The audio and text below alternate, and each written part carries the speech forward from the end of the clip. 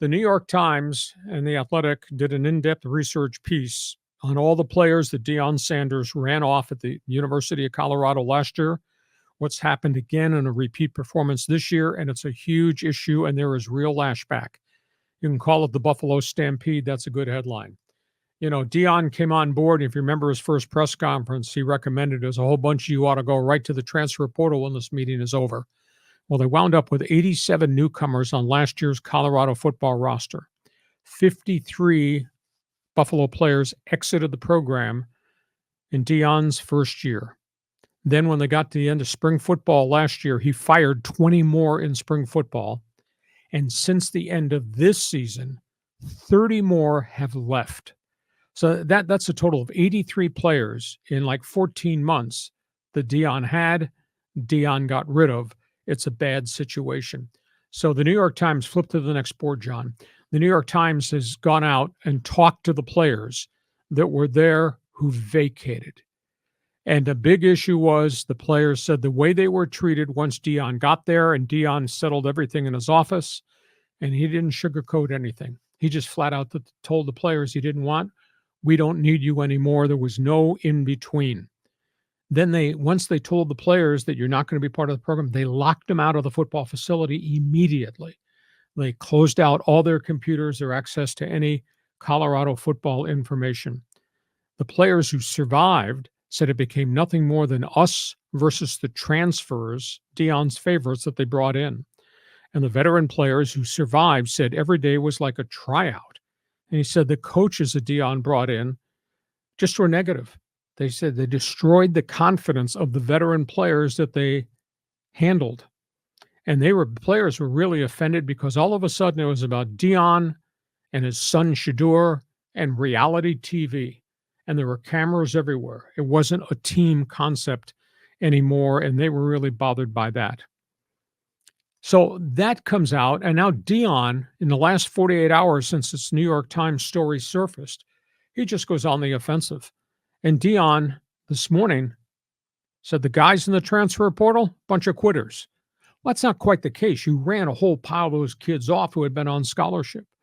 And then his son, Shedeur, who has his own, quote, YouTube channel and was running around with his friends, video and everything. Shedeur says, what was your name? Were you on this team? And kind of condescending towards the guys who exited and were left. And then Deion came back again today and said, for all the critics, hey, my son's going to be in the top 5 in the draft. Where's your guy going to be? He's just throwing gasoline on a fire, and he's incensed a lot of coaches in the Big 12, just like he pissed off a lot of coaches in the Pac-12. You know, they had the 3-0 start, and they went 1-8 after that, and they got buried.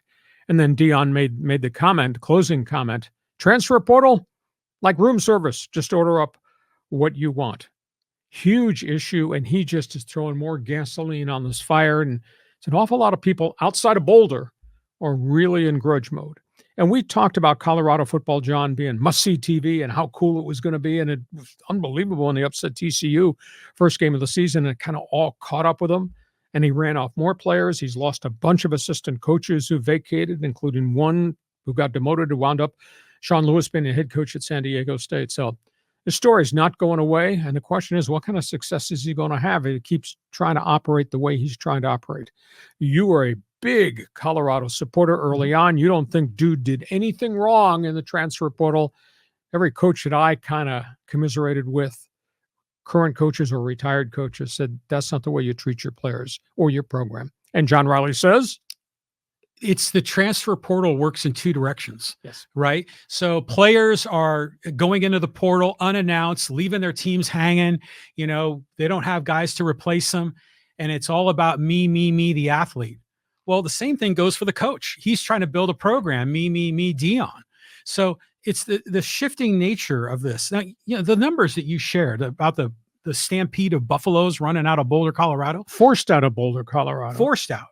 But those numbers are huge. But I would imagine with the transfer portal, there's a lot of that going on in other places. Maybe not to the same degree, but certainly a lot more than what has traditionally been in the past of teams cutting guys or players deciding to go elsewhere. Colorado only won one game 2 years ago. I mean, they were at the bottom of the list and they've got to do a lot of work. They had a lot of, really poor performing players. I love Deion. I love everything about how he believes in himself and how he's getting these guys psyched up to play. I really like his leadership skills. This is kind of harsh what's going on there. I acknowledge that. But overall, I think what he's trying to build in Colorado is refreshing and it's a change. And I'm all in on Deion. And this is going to sort itself out, but it's no different, not significantly different than what we're seeing at other universities. Okay, here's a sidebar question. So we had year one where you rubber stamped and said that's okay way to do business. Now we get to this spring and he blows 30 more out. We don't need you, right? At the day after spring ball. Now, what kind of message does that send to the group that's still there or the group that might be coming in that he's done it 2 years in a row to kids?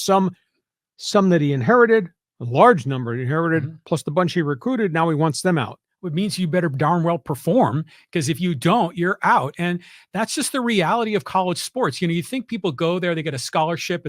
They think, at least fans do, that they're locked in for 4 years, but it's not. Every year is a new scholarship. You got to prove yourself. There's always a new young freshman coming in.